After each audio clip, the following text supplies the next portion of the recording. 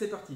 Bonjour les amis, c'est Benoît de Gog Factory, je suis en compagnie de Lisa et de Tom, ici présents, mes deux enfants, qui tenaient absolument à faire une petite vidéo, parce qu'ils s'y prennent vraiment au jeu, vous les avez déjà vus avec Moonstone, The Game, le jeu de figurines, mais là ils aiment vraiment faire des vidéos, donc du coup ils m'ont demandé si on pouvait présenter les colons de Catan. Voilà. Donc on va vous présenter le jeu des colons de Catan, ici présent.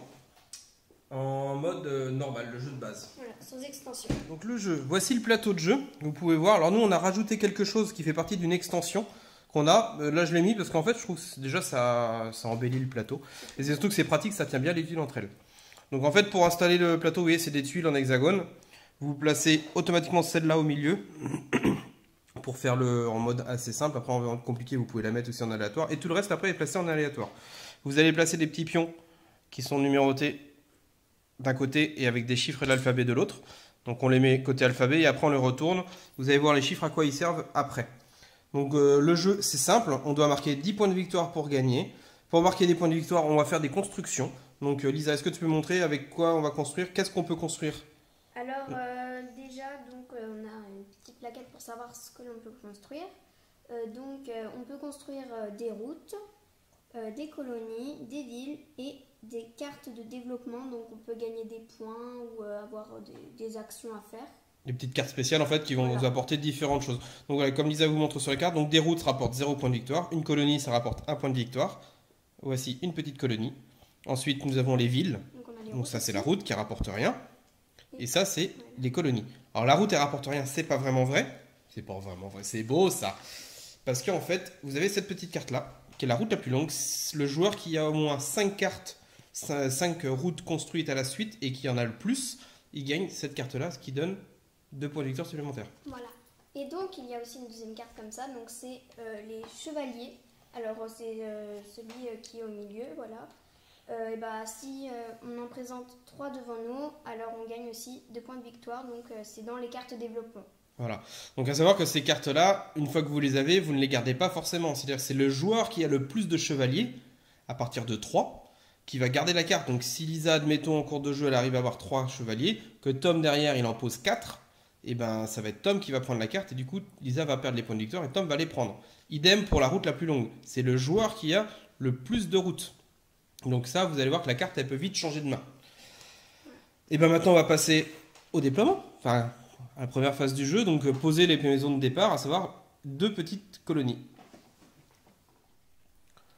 Donc pour savoir qui va se placer en premier, on va lancer un dé chacun. Et celui qui fait le plus gros, il va se placer en premier. Donc moi j'ai fait 1. Lisa 6. Tom, il fait 1. Donc c'est Lisa qui va se placer. Après on va prendre dans l'ordre des horaires, comme on dit. Donc ça va être moi en deuxième. Et Tom en dernier. Donc vas-y Lisa, donc tu places d'abord une petite colonie et une route. Donc on se place toujours aux intersections des hexagones. Et en fait en jeu, j'explique en même temps grosso modo des règles. Chaque joueur à son tour va lancer 2 dés. On fait la somme des 2 dés. Vous voyez que c'est numéroté. Et tous les territoires qui sont sur le chiffre correspondant vont vous donner des ressources. Donc on a les petites cartes ressources qui correspondent. Et après avec ceci, c'est ça qui va vous permettre de construire. Comme on vous l'avait montré sur la carte, vous voyez, il y a les différents coups de construction. Donc il va falloir avoir les cartes nécessaires pour pouvoir construire ce qui est indiqué sur la carte. C'est vraiment tout simple. C'est bon, Lisa? Alors moi je vais mettre ça là.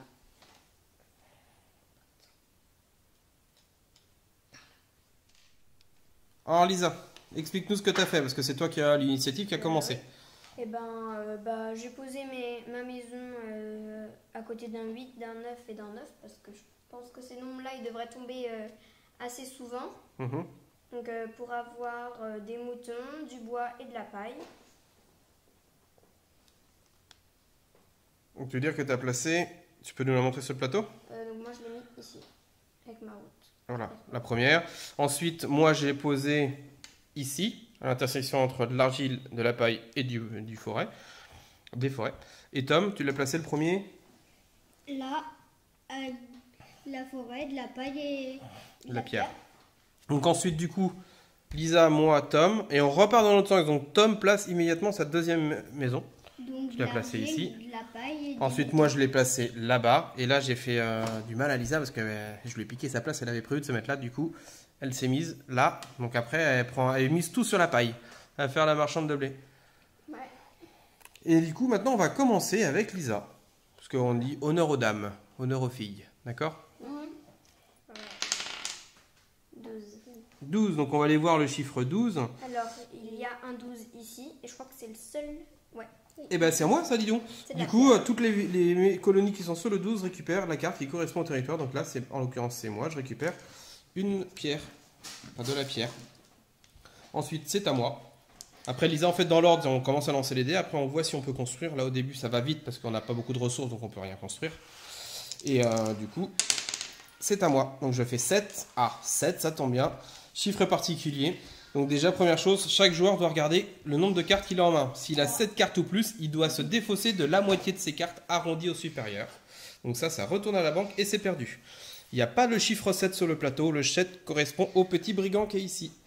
Donc on va prendre le brigand en fait et on va le déplacer où l'on veut sur le plateau. Et le brigand il a pour effet en fait de bloquer un chiffre. Donc là je vais le poser ici. Donc le chiffre 8 quand il va sortir en fait, eh ben, Tom ne récupérera pas de paille parce que je l'ai mis sur le 8. Autre effet qui se coule, Tom va mélanger ses cartes et le brigand va lui voler une carte qui va arriver chez moi. Hop là. Et je lui pique du coup un mouton que je gagne chez moi. Alors vous avez pu remarquer en fait sur le plateau, il y a différentes couleurs. Il y a des chiffres en noir et des chiffres en rouge. Eh bien, tout simplement, les chiffres en rouge, c'est quoi? C'est ceux qui tombent le plus. Statistiquement, le 8 et le 6 sur 2 dés de 6, ce sont les chiffres qui reviennent le plus souvent. C'est eux qui ont le plus de combinaisons possibles en fait. Là, oui, parce qu'un 6, vous pouvez le faire avec le 1 et le 5, le 4 et le 2, le 3 et le 3, le 4 et le 2, et le 5 et le 1 avec les 2 dés inversés. Donc du coup, on peut le faire avec tous les chiffres. Là où par contre, à l'inverse, un 12, comme il vient de se produire, ne peut le faire qu'avec un double 6, c'est-à-dire une chance sur 12 de le faire. Donc c'est beaucoup plus rare à tomber. Ensuite, vous avez des chiffres qui sont de différentes tailles. Vous voyez, le 12 et le 2 sont vraiment écrits petits pour dire que c'est les chiffres qui reviennent le moins souvent. Plus les chiffres sont gros, plus ils reviennent souvent. Le 9 et le 10, c'est des combinaisons qui vont revenir assez souvent par rapport au 2 ou au 1. Non, Au 12, pardon. Et là, on a un petit invité surprise. Simba, tu veux jouer avec nous? Tu veux jouer? Lui, il va vouloir manger les maisons. Allez, on va continuer. Tom, tu viens, lance les dés. 6 et 5, 11. Le 5, il est parti là-bas. Le 11, bois et forêt. Donc, un petit peu de forêt pour le Tom. Et de la pierre. Et de la pierre. Il n'y a pas de 11. Ah si. Et comme ça, on va tourner. Donc là, ça va être maintenant nouveau tour. Ça va être à Lisa. Tu construis quelque chose? Eh ben, Tom construit. Eh ben oui, Tom, il peut construire. Donc Tom, il construit du coup une route avec une argile et un bois. Il construit une route. Et là, il place sa route. Donc la règle pour la route, vous ne pouvez poser la route que à la suite d'une de vos routes ou d'une de vos colonies. Tout simplement. Et après, vous pourrez reconstruire une nouvelle colonie à partir du moment où vous avez au moins 2 routes d'écart avec une autre colonie. Et donc, du coup, pour faire les villes, on part d'une colonie qu'on a grandi en fait, du coup. Oui. C'est voilà, la colonie, la ville, c'est pas on pose une ville, c'est vraiment la colonie, comme vient de dire Lisa. C'est la colonie qui se transforme en ville en fait. On agrandit la colonie. On est obligé d'avoir une colonie, sinon on ne peut pas construire de ville. Voilà. C'est mignon. Allez, on continue. Donc petit point sur ce qu'on a fait depuis le début. Donc là pour l'instant on a dû faire à peu près 7-8 tours. Donc Tom s'est développé, vous voyez au niveau des routes, il a déjà 4 routes, donc il est en bleu. Moi j'ai fait une ville, une grande ville ici là. Je me suis installé sur l'argile. Ensuite Lisa, elle prend place au niveau des ports.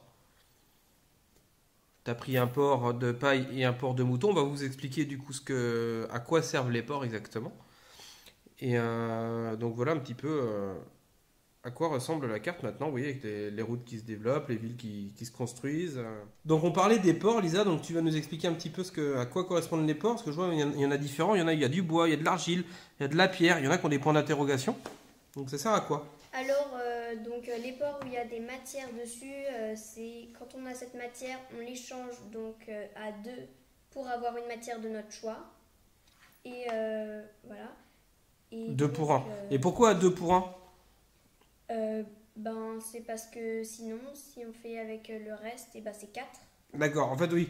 En fait, je veux dire qu'on peut échanger directement auprès de la banque, entre guillemets, Voilà. 4 cartes identiques pour récupérer une autre à la place. C'est ça, sauf qu'avec les ports, du coup, c'est 2. donc c'est plus efficace. Voilà, le port à matière, parce qu'après, je vois des points d'interrogation là, et il y a marqué 3 pour 1. Oui, donc en fait, ces ports, ouais, c'est 3, mais c'est un peu plus cher, mais on peut échanger n'importe quelle matière. Voilà, d'où le point d'interrogation. Donc en fait, pour résumer, un échange standard, c'est 4 cartes identiques à la banque, et vous récupérez de la carte matière de votre choix. Ensuite, vous avez des ports avec des points d'interrogation, vous pouvez changer n'importe quel type de matière, par exemple, vous en avez 3 pour en récupérer une. Pour que ça fonctionne, il faut bien entendu faire comme Lisa elle a fait ou comme moi j'ai fait, avoir une colonie ou une ville sur le port. Et après, vous avez les ports à matière première, donc vous en avez un pour chaque matière première. Et là, si vous avez la matière première en question, comme celui là qu'on peut voir, là, celui de Lisa, en orange, là, elle a le port à paille, donc dès qu'elle a 2 pailles, elle peut échanger contre n'importe quelle matière. C'est pour ça que, stratégiquement parlant, elle s'est bien placée, parce que du coup, elle a déjà 2 colonies. Donc à chaque fois qu'il y a un œuf qui tombe, elle récupère 2 pailles, et elle peut du coup automatiquement l'échanger contre la matière qu'elle veut. C'est un peu comme toi avec l'argile, là c'est quand même pas mal. Hein. Moi, je suis parti sur l'argile, parce que j'ai pris le port à argile. Sauf que moi, quand le 6 y tombe, c'est 4 argiles qui tombent. Parce que oui, c'est vrai qu'on ne l'avait pas dit. Mais en fait, la ville, quand le chiffre y tombe, vous récoltez une carte matière première par colonie que vous avez autour. Donc moi, si le 6 y tombe, j'ai une colonie ici, j'ai une colonie là-bas, parce que c'est un 6 également, et j'ai une ville. La ville, elle, vous rapporte 2 cartes matière première. Donc là, dès que le 6 tombe, moi, je récupère 4 cartes matière première d'un coup. Vu que j'ai le port à argile, c'est plutôt pas trop mal. Voilà. Petit point sur les scores, parce que là on arrive quand même proche de la fin. Donc Lisa, elle a 1, 2, 3, 4, 5 points de victoire, plus 3 grâce à ses cartes, grâce aux cartes développement qu'elle a prises, qui lui donnent chacune un point de victoire supplémentaire. 8 points. De quoi? 8 points. 8 points. Tom, lui, il va avoir 6 la route la plus longue, un point de victoire grâce à une place de marché. Donc ça lui fait déjà 3 points, plus les petites maisons, il en a 3, donc ça lui fait un total de 6 points.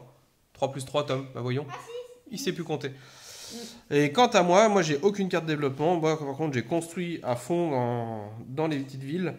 Donc j'ai 2, 3, 4, 5, 6, 7, 8 points de victoire. Donc on match nul avec Lisa et moi pour l'instant, mais comme je vous dis, ça peut vite retourner la situation. Que moi je peux remonter. Oui. D'accord? Que moi je peux remonter très facilement. Oui. Bah, tout le monde. Donc visuel sur le plateau. Donc ça se termine par une victoire du papa. Mais c'était quand même très serré. En fait, Lisa, il lui manquait juste un point. Non, Enfin, 2 parce que j'ai 8 points. Il suffisait que je fasse une carte, j'aurais eu les 3. Et là, c'est ça. c'est un chevalier Il après. lui manquait, enfin, je veux dire, oui, il te manquait 2 points de victoire. Lisa, un chevalier, un petit chevalier. Hein. Et puis du coup, elle prenait les 2 points de la carte des chevaliers et elle montait à 10. Moi, j'avais pas la possibilité d'aller chercher le chevalier parce que j'avais qu'une carte chevalier. Lisa était déjà à 2, donc il lui manquait vraiment pas grand chose. J'étais à 2. Et oui, Tom aussi était à 2, mais Tom, toi, ça t'aurait remonté à 8 en fait. Et ça t'aurait permis d'égaliser avec nous. Et moi, bah, je suis continué sur ma lancée de construction. Comme vous pouvez le voir, j'ai construit à balle. J'ai du coup fait plein de petites maisons.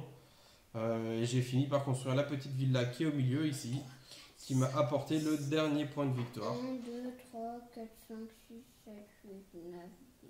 Ouais, tu peux recompter, Tom. J'ai bien les 10 points de victoire. Donc voilà, petite partie terminée. Qu'est-ce que vous avez à dire sur la fin? C'est pas juste. Bon, bah allez, à plus. Et puis peut-être pour un autre jeu de société, parce que les enfants, ils aiment bien ça. Donc on verra ça un autre jour.